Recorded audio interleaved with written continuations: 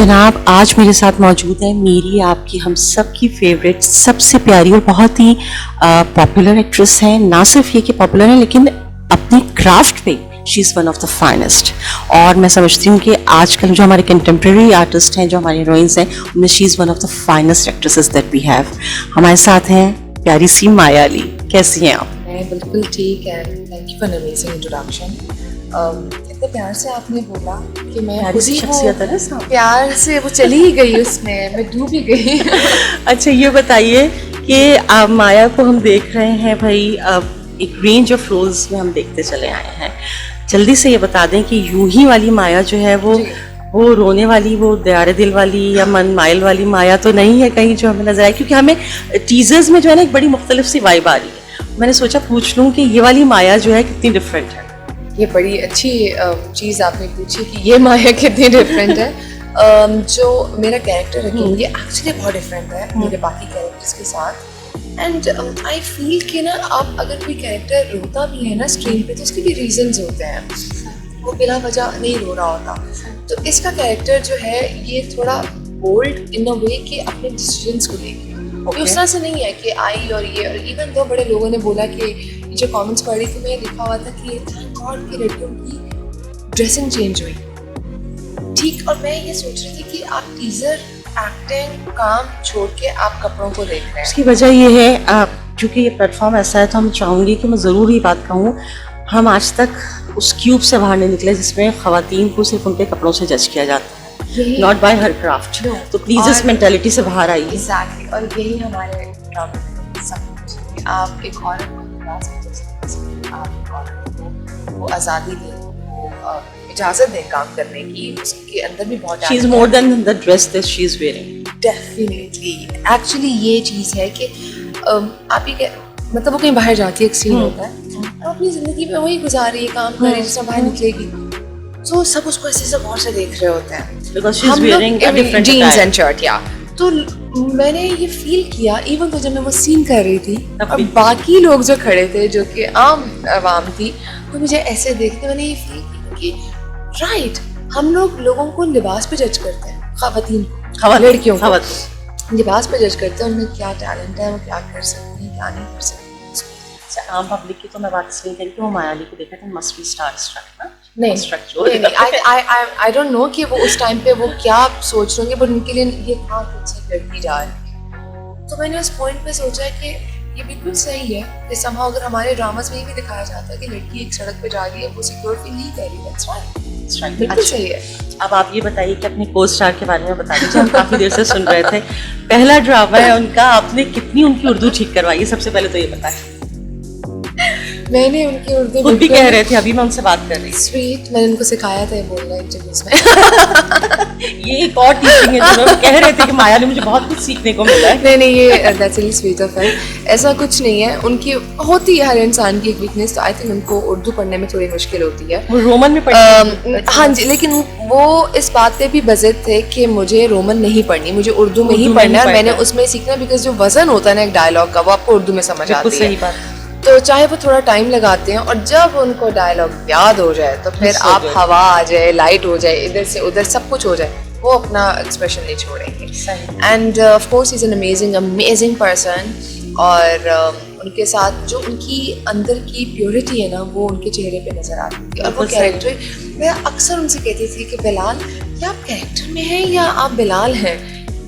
तो वो मतलब बहुत ज्यादा रियल, या उनकी एक specific smile and then walk, but जो उनका कैरेक्टर है ना बड़ा सटल किस्म का, वो सटल सा कि वो नुएंसेस जो होती हैं कि लाउड नहीं है हर बात पे, वो परफॉर्म करना ज्यादा मुश्किल है पर्सनली। वो अभी कह रहे थे कि कंट्रोल या कि कभी वो अपने कैरेक्टर से बाहर भी आते थे तो डायरेक्टर साहब कहते थे इत्तेशाम भाई से यार थोड़ा सा उनका ये मुश्किल है। अच्छा, अब इत्तेशाम साहब की आपने बात करी, ये बताइए कि आपने उनके साथ सॉन्ग की? जी, सिर्फ एक ही सॉन्ग, नो एक म्यूजिक वीडियो की थी अजान की, एंड देन कोयटा का मैंने किया था, वो भी दोनों वीडियोस थी। जाहिर है वो तो थोड़ा डिफरेंस आ जाता है ना। अब ये जो एक पूरा प्ले करना पड़ रहा है, कैसा लग रहा है एक्सपीरियंस? क्या मुझे लगता है कि मैं बड़े टाइम के बाद जो है मेरी किस्मत खुली कि मुझे इत्तेशाम भाई के साथ काम करने का मौका मिला।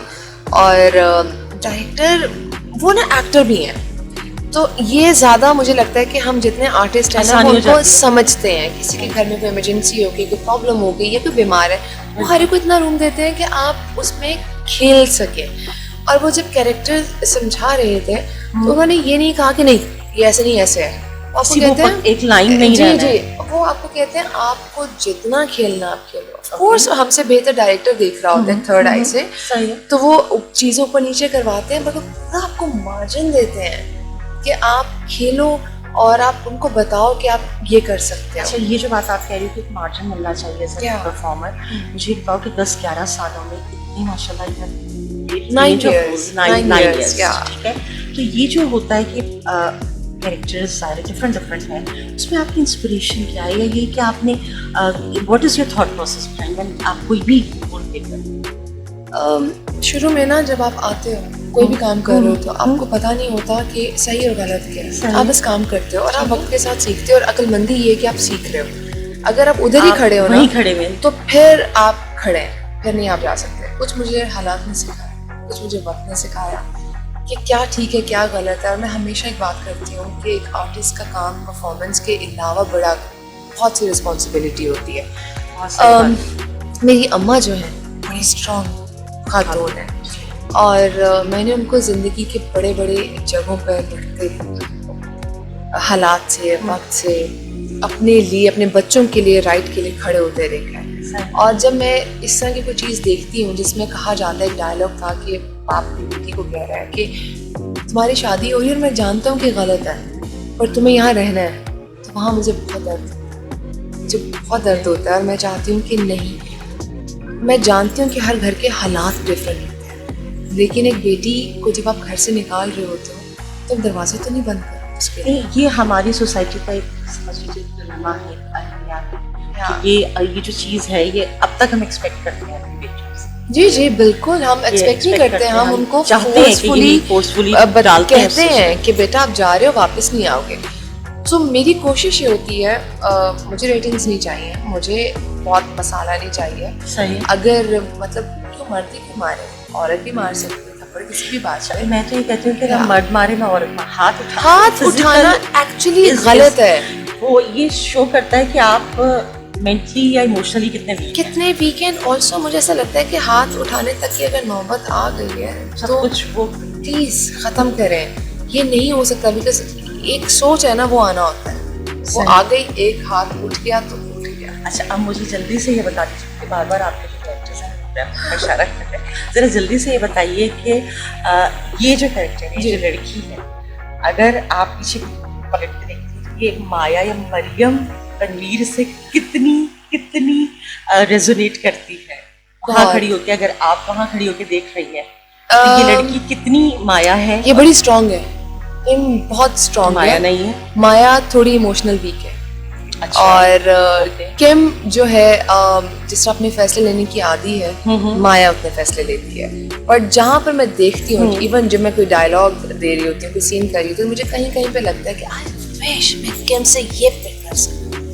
और मैं अपनी एक्चुअल लाइफ में इतनी स्ट्रांग बन सकूँ, क्योंकि किम सच बोलती है और वो कहती है कि अगर किसी को दर्द हो रहा है तुम उसको आने वाले वक्त से बचा रहे हो, पर ये इसके लिए गलत है। और हम लोग क्या करते हैं, हम कह देते हैं किसी सच से किसी का दिल दुखे तो नहीं करना चाहिए। वो सबसे ज्यादा गलत है उसके साथ। अच्छा, तो मुझे ये लगता है कि सीखना है ये। सच बोलना चाहिए। आज आप छुपा लेंगे कल का। अब ये बताइए कि कल क्या करेंगे आप क्या कर रही हैं कल? हम चूंकि इंतजार करते रहते हैं ना व्यूअर्स जो है हमारे, कि माया का जो है नया प्रोजेक्ट कब आ रहा है। ये नया प्रोजेक्ट है, ये तो आ जाएगा ना हमारे, लेकिन हम तो आपको पता ना दिल मांगे मोर वाली बात है। फिल्म शोएब साहब की आ रही है, और बस वो भी आपको किसी भी टाइम पे पता चलेगा कि वो किस टाइम पे आएगी, इस हिसाब से। ऑफ कोर्स हाँ, वो जितना आपको सरप्राइज मिलेगा उतना ही मुझे मिलेगा। तो उसके अलावा एक और प्रोजेक्ट है जिसपे अभी बात चल रही है, और मतलब काम चल रहा है, क्योंकि मुझसे ज्यादा मैं एक प्रोजेक्ट पे ना फोकस होके काम करती हूँ। सही है। मे बी बड़े लोग उसमें माहिर हैं कि वो एक दो काम साथ में कर लेते हैं, पर मुझसे नहीं होता। मेरा एक्चुअली जो ब्रांड है माया ब्रेड, तो वो भी एक क्रिएटिव काम है। तो पहले तो मुझे ब्रेक मिल जाती थी, अब जब मैं लाहौर जाती हूँ तो मुझे वो काम करना होता है। इवन दो शूट पे भी मैं उसका कर रही होती हूँ कि अच्छा क्या करना है क्या नहीं करना, दिमाग इतना चल रहा होता है कि ज़्यादा काम ना हो और एक भी फोकस लेकिन हमें माया ने थोड़ा सा हिंट दे दिया आपको और हमें, तो हम लोग इंतजार करते रहेंगे कि जो नेक्स्ट 2 प्रोजेक्ट्स है ना, हम मतलब यूं ही के देखते हुए यूं ही देखते देखते आपको यूं ही पता चल नजर जाएगा, मिल जाएगी। पता चल जाएगा कि माया का नया प्रोजेक्ट कौन सा आने वाला है। Thank you so much. Thank you so much for having me. It was a pleasure talking to you. Thank you so much.